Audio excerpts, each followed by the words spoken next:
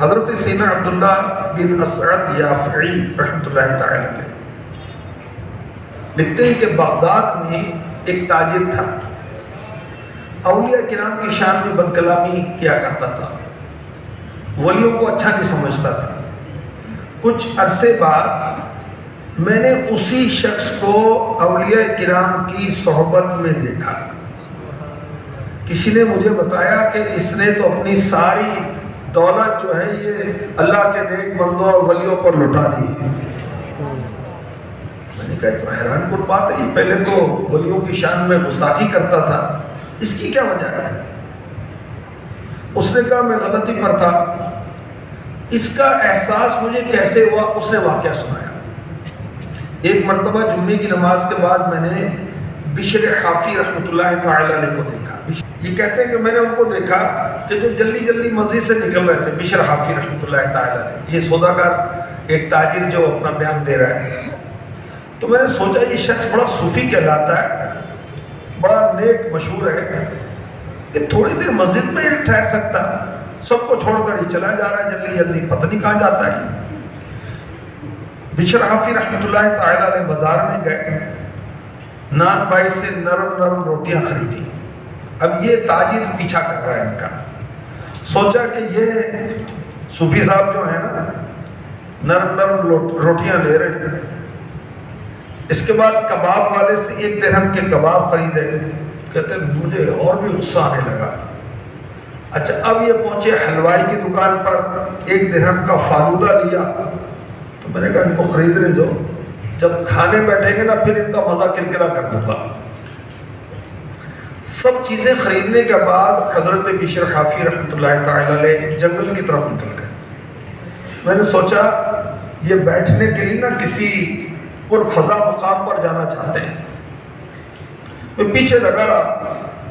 عصر کے وقت حضرت بشر حافی ایک گاؤں کی ایک مسجد میں پہنچے جہاں ایک بیمار آدمی موجود تھا۔ تو حضرت بشر حافی اس کے سرہانے بیٹھ کر اس کو وہ نرم روٹیاں اور کباب کھلانے لگے۔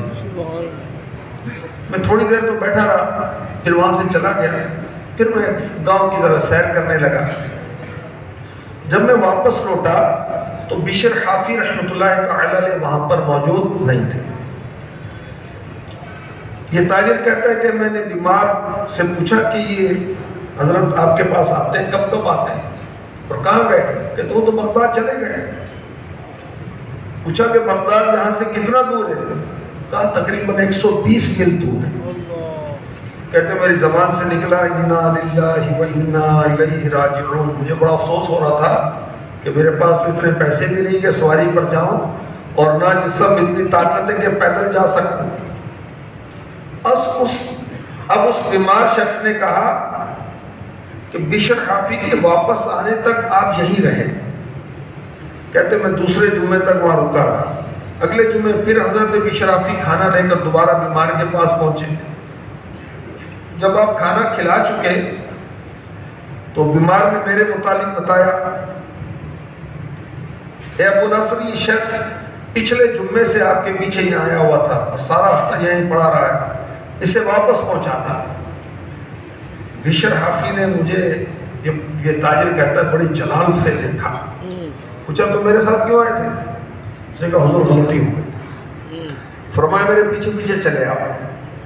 کہتے ہیں ان کے پیچھے چلتا رہا یہاں تک کہ مغرب کے وقت ہم شہر کے قریب جا پہنچے۔ تو انہوں نے میرے محلے کے بارے میں پوچھا، میرے بتانے کے بعد فرمانے لگا جاؤ۔ حضرت بشر حافی نے فرمایا جاؤ دوبارہ ایسا نہیں کرنا۔ میں نے اسی وقت اولیاء کے بارے میں بدگمانی سے توبہ کی اور ولیوں کی صحبت میں رہنا شروع کر دیا۔